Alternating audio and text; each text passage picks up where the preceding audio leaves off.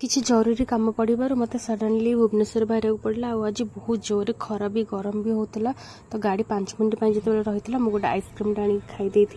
तापर भुवनेश्वर बाहरी जाइलु तो भुवनेश्वर पहुँचला आम रूममेट आम रूम जो दीदी हजबैंड आसिक मत घर को नहीं जाते दीदी घर टे स्नाक्स आइटम टे खाई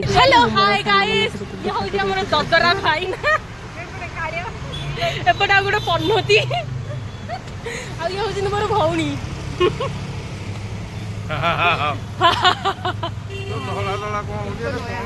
देन से पाखर आसला मोर ये गोटे फ्रेंड पाखक आसी तो आज एत जोर खरा गरम भी होता तो कही टे मुंडे टे भल से मसाज करते तो से मो मुंडा को बहुत बढ़िया से मसाज करता से मत निद भी हो जाता से मोर भल से